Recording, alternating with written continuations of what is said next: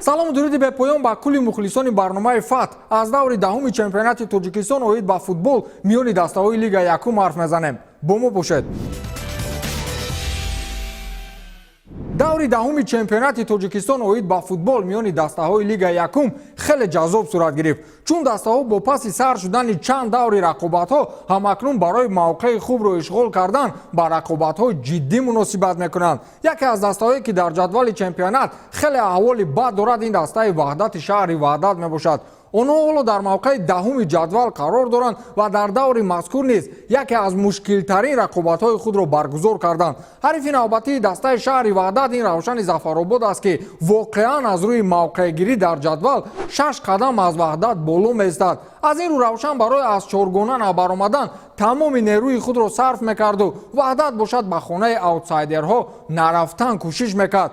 ваҳдат дар ин дидор ба ҳисоби 4-0 мағлуб шуд ва боис гашт то сармураббии дастаи ваҳдат Одил Каримов ба истеъфо равад. ҳаминак дастаи ваҳдат дар мавқеи даҳум аст ва хавфи ба таҳхонаи ҷадвал рафтан низ хеле зиёд аст. равшани зафаробод пайҳам дар чанд даври охир ғалаба ба даст меорад ва аз мавқеи чорум на ба боло ҳаракат мекунад, на ба поён. ин даври чемпионат ду дастаи беҳтарини ҷадвалро ба майдон овард ки инҳо ҳосилоти Фархор ва Панҷшери Ҷалолиддини Балхӣ мебошад. ҳосилот ба дастаҳои андак ҷиддитари чемпионат аз қабили Регар Тадас ва Ҳулбуки Восе даст ба гиребон аст. ҳоло дастаи Фархорӣ бо як бозии кам баъди Ҳулбук дар мавқеи сеюм аст. Панҷшеро бошад нокомиҳои оғози чемпионат ҳанӯз ҳам таъсиргузор аст ва онҳо бо он ки чанд бозии охирро бо ғалаба анҷом доданд ҳамоно дар мавқеи панҷуми ҷадвал қарор доранд. аз ин рӯ натиҷаи хуби ин бозӣ барои ҳарду мисли обу ҳаво лозим буд. бозӣ дар майдони марказии ноҳияи Фархор баргузор шуд. шогирдони Раҳматулло Фузайлов дар ин дидор шогирдони Бахтиёр Ҳакимовро голборон накарданд, вале натиҷаи дилхоҳашонро ба даст оварданд. онҳо барои аз даст нарафтани 3 хол имконият пайдо карданд ки танҳо як маротиба гол зананд ва ҳамин тавр натиҷаи бозиро бар суди худ ҳал намоянд. Панҷшер бошад имконияти голзанӣ наёфт ва мағлубияти навбатии худро истиқбол гирифту дар мавқеи панҷум боқӣ монд. дидори дастаҳои якуми ҷадвалу ҳафтуми ҷадвал низ бад сипарӣ нашуд. Регар Тадас ба майдони ҳамсоядастаи худ Барқчии Ҳисор рафт. Регар Тадас ба қавле ҷои таърифаш ин ки чанд бозии охири худро бо ҳисобҳои бузург ҷамъбаст кард ки охирин маротиба ба задани 4 гол даст ёфтанд. аз ин рӯ муқобили Барқчӣ бозӣ кардан ҳеҷ ҳангомае ба миён наомад. дастаи суст муқобили дастаи беҳтарин ба шикаст дучор шуд. шогирдони Ҳаким Фузайлов ба дарвозаи дастаи пур аз футболбозони ҷавон 3 гол заданд. Барқчиро мо дастаи бад не, балки миёнаҳоли ҷадвал муаррифӣ мекунем. онҳо дар мавқеи ҳафтум ҳастанд ва ба дастаҳои аз худ андак суст ғалаба мекунанду бо дастаҳои пурқувваттар ё мусовӣ ё шикаст мекунанд. ин навбат низ 3 гол аз ҷониби футболбозони Регар хӯрданд ва ҳамон мавқеи дар он ҷо одаткардаи худро ба касе надоданд. Регар бошад ҳамчун дастаи шикасташ имконнопазир барои дастаҳои лига якум садрнишини ҷадвал аст ва кафолати мавсими оянда дар лигаи олӣ бозӣ карданашро ҳимоя мекунад.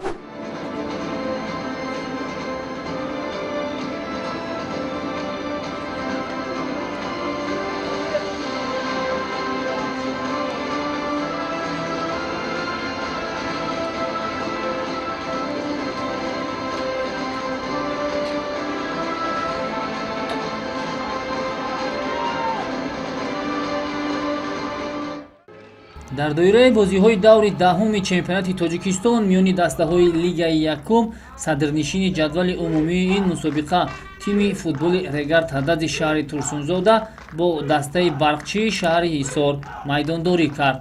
аз ибтидои вохӯрии футболбозони дастаи шаҳри Турсунзода барои голзанӣ зиёд талош карданд ва ҳамин буд ки дери нагузашта онҳо ба мақсади худ ноил гаштанд. дар дақиқаи 8-уми рақобат футболбозони дастаи Регар Тадас ба задани гол мушарраф шуданд. муаллифи зарбаи нишонрас ҷониби дарвозаи Барқчӣ Шафқати Ҳотам гардид.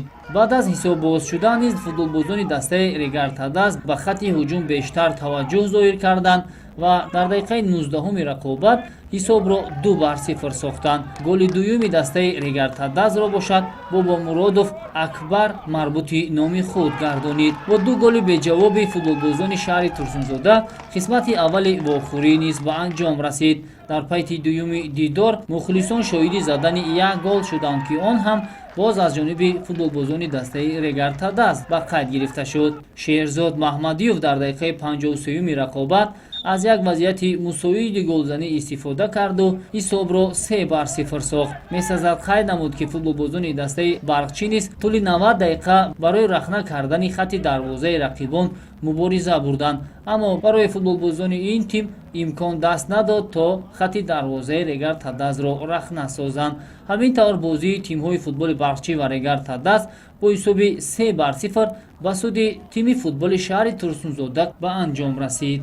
мавриди зикр аст ки тими футболи Регар Тадази шаҳри Турсунзода дар миёни 12 дастаи иштирокчии Лигаи Якум ягона дастае маҳсуб мешавад ки то ба ҳанӯз шаҳди талхи бохтро начашидааст. ин тими футбол дар 10 бозӣ 9 ғалаба ба даст овардааст. тими футболи барқчӣ бошад дар 9 бозии анҷомдодааш сеюмин бохтро ба қайд гирифт ва феълан бо касби 10 имтиёз зинаи ҳафтуми ҷадвали умумии мусобиқаро ишғол мекунад.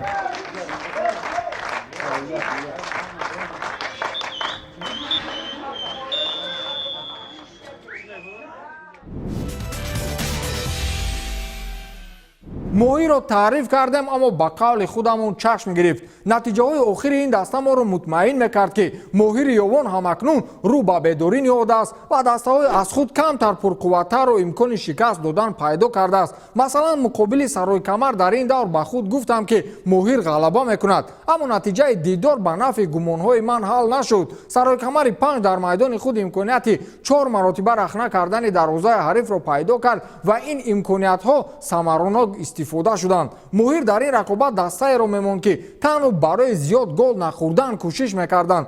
дар рафти бозӣ ба задани 1 гол ҳам даст ёфтанд, вале ин гол барояшон голи ягона буд. ҳисоби дидор ба нафи дастаи ноҳияи 5 4-1 хотима ёфт. Сарои Камар бо ин натиҷа аз мавқеи 10 ба 9 баромад ва моҳир бошад бо 3 холи ба даст овардааш ҳоло ҳам дар хонаи аутсайдерон қарор дорад.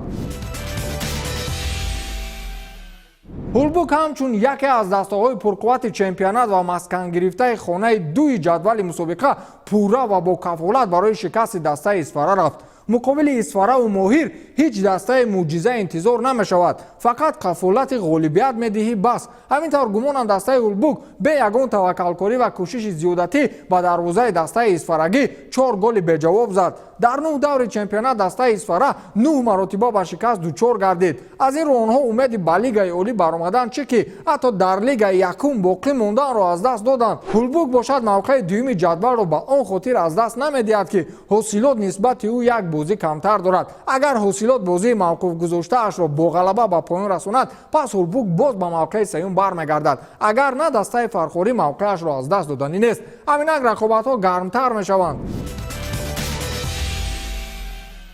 бозиҳои даври қаблӣ чӣ гуна гуфтем бо ғолибиятҳои дастаҳои арзанда ба поён расид ва танҳо бозие ки баргузор нашуду ба вақти номуайян гузошта шуд, ин рақобати дастаҳои Пахтакор ва Динамои шаҳри Душанбе мебошад ки сабабаш боз ҳамон иштирок доштани беш аз 80% бозигарони Динамо дар ҳайати мунтахаби то 19-солаи кишвар дар мусобиқаи ҷоми миллатҳои араб аст. дигар бозиҳоро шаҳр додем ва чӣ гуна гуфтем аз ин давр ҳеҷ ҳангома интизор набудем. ҷадвали чемпионати мазкур ба фарқ аз қабл тағйиротҳои аҷибе дорад. мавқеи дуюми ҷадвалро ҳосилот ба ҳулбук дод ва худ ба мавқеи сеюм рафт, чун як бозии кам дорад ва бо 21 хол баъди ҳулбук месад. Регар Тадаз ҳамчун лидери ҷадвал бо 28 хол садрнишини ҷадвал аст. дар таҳхонаи ҷадвал бошад дар мавқеи наздик ба хонаи аутсайдерон тағйирот ба миён омад. дастаи Сарои Камар бо ғолибияти охирин мавқеи 10-уми ҷадвалро ба дастаи Ваҳдат иваз кард ва акнун мавқеи 9-уми ҷадвалро идора мекунад. равшани Зафаробод моликии 21 холро бар зимма дораду мавқеи 4-уми ҷадвал хонааш аст. панчари Румӣ мавқеи 5-умро ишғол кардааст ки дар хазинаи худ 13 хол ҷамъоварӣ сохтааст. Барқчӣ бо 10 хол мавқеи 7-ум ва Пахтакор бо 8 хол мавқеи 8-умро ишғол кардааст. даври 11 чемпионат барои мо бозиҳои ғайриоддиеро пешниҳод мекунад ки марказитаринашон гумонам ин бозии дастаҳои равшани зафаробод ва ҳулбуки восе мебошад, чун ин дастаҳо ҳарду дастаҳои чоргонаи авваланд ва нисбати аксарияти дастаҳои дигар бартарӣ доранд. бозӣ дар майдони марказии ноҳияи восе баргузор мешавад. моҳир исфараро қабул мекунад ва динамо сарои камарро. вале бо эҳтимолият ин дидор шояд ба мавқуф гузошта шавад. ҳосилот ба шаҳри ваҳдат меравад ва пахтакори ҷаббор расулов ба ноҳияи турсунзода барои рақобат бо беҳтарин дастаи чемпионат меравад. панҷшери румӣ бошад дар майдони худ дастаи барчиро қабул мекунад.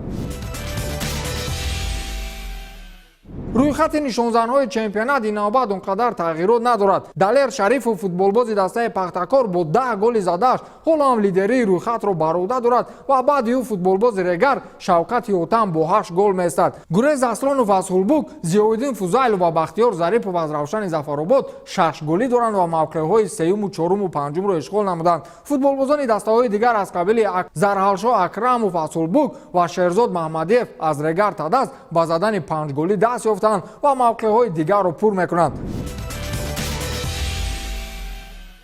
ин даври даҳуми чемпионати тоҷикистон оид ба футбол миёни дастаҳои лигаи якум буд. ҳафтаи дигар вомехӯрем.